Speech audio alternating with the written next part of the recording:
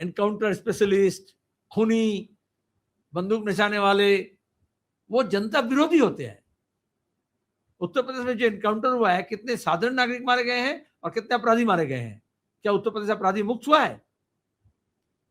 वो इलाहाबाद के additional SP हैं, प्रयागराज के। तो ये आप कह सकते हो कि प्रयागराज में सब अमन हो गया है और अपराधी कोई नहीं है?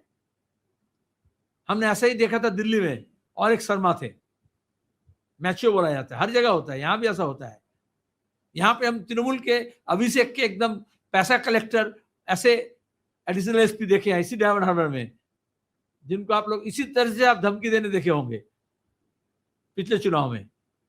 तो आप जनता के अधिकार को सुरक्षित कर रहे हो या जनता के अधिकार को छीन रहे हो? वो नियम और कानून के तहत या अपना ही कुछ कानून बना रहे हो? ऐसे मैच्योर ऑफिसर हो जाने से वो अपराधी बढ़ते हैं और आम लोगों के ऊपर ज्यादा उनका अधिकार छीना जाता है। आपको याद होगा 1971 में ऐसे ही सेंट्रल फोर्स भेजा गया था। उस वक्त आज की जो तृणमूल कांग्रेस को देख रहे हैं वो सब कांग्रेस के अंदर थे। आर के लक्ष्मण का कार्टून था टाइम्स ऑफ इंडिया में फर्स्ट पेज में, helicopter, plane, air force, tank, police, CRPF सब बंगाल की तरफ जा रही है।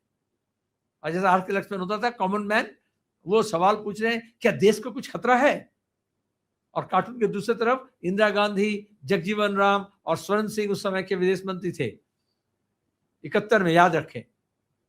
जब उसके बाद जब सेमी फासिस्ट टेरर हुआ और बाद में इमरजेंसी हुआ पूरे देश में, कि पहले बंगाल में अनडिक्लेयर्ड इमरजेंसी हुआ था, और उसमें आर के लक्ष्मण लिख रहे हैं कि नहीं नहीं, देश को कोई खतरा नहीं है, बंगाल के चुनाव निष्पक्ष कराने के लिए यह भेजा गया।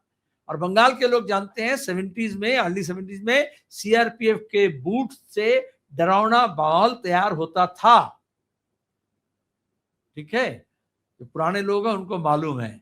इसलिए आप सेंट्रल फोर्स रहने से ही लोकतंत्र होगा ऐसा कोई बात नहीं है। तब तो हमें यह मानना पड़ेगा, वो सीनियर बुश जो थे ना, इराक में जब F-16 में मिसाइल और बम भेज रहे थे तो बोले थे हम लोकतंत्र बहाली के लिए भेज रहे हैं। और ममता बनर्जी जब यहाँ आई थी परिवर्तन के नाम पर, तब बोली थी कि डेमोक्रेसी का डिफिशियंसी है, यूरोप अमेरिका सब उनको पैसा डाला था कि यहाँ पे डेमोक्रेसी लौटाया जाएगा। तो उस तरह फोर्स दे करके,